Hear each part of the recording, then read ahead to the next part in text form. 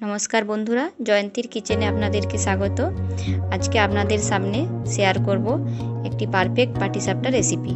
चलुन ताहले शुरू करा जाक। पाटिसापटा तैरी करार जन्य 300 ग्राम मयदा निয়েছি एखाने।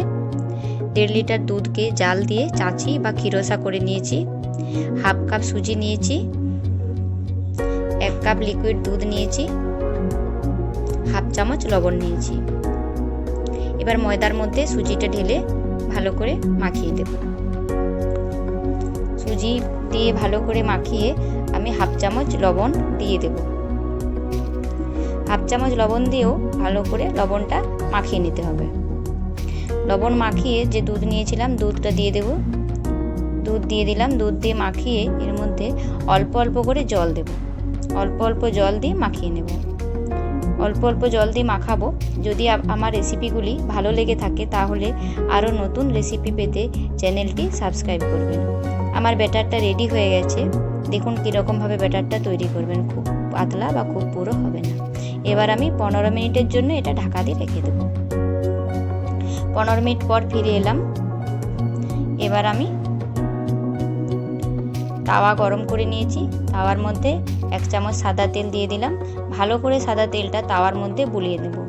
এবার আমি একটা ডাবুই করে 1 ডাবু ব্যাটার দিয়ে দিলাম এবং এটা আমার শাশুড়িমা হাতে করেই ভালো বেলেন, খুব পাতলা বেলেন, ওই জন্য হাতে করেই বেলা হচ্ছে। আপনারা চাইলে ডাবু দিয়েও বেলতে পারেন। এবার এর মধ্যে পুরটা আমি লম্বা লম্বা করে পুরোটা জুড়ে দিয়ে দেব।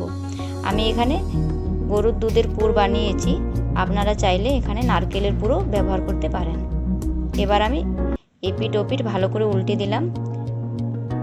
উল্টিয়ে তারপরে আবার হাফ চামচ সাদা তেল সাইড থেকে একটু একটু করে দিয়ে দেব। আবার উল্টে দিলাম। হালকা হালকা লাল করে ভেজে নেব। একইভাবে প্রত্যেকটা পাটিসাপটা আমরা বানিয়ে ফেলব। এইভাবে পাটিসাপটা তৈরি করলে প্যানে বা তাওয়াতে লেগে যাবে না, আবার তোলার সময় ফেটেও যাবে না আর ভেঙেও যাবে না।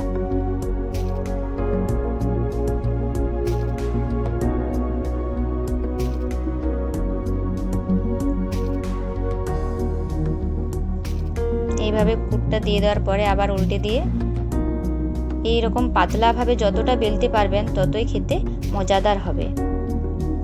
সাদা তেল অল্প অল্প করে দিয়ে লাল করে ভেজে প্রত্যেকটা পাটিসাপটা আমরা তৈরি করে নেব। পাটিসাপটা রেডি হয়ে গেছে। আমার সবকটা পাটিসাপটা তৈরি হয়ে গেছে। আমার পাটিসাপটা রেসিপি যদি ভালো লেগে থাকে তাহলে প্লিজ ভিডিওটি লাইক দেবেন এবং চ্যানেলটি সাবস্ক্রাইব করবেন। ধন্যবাদ।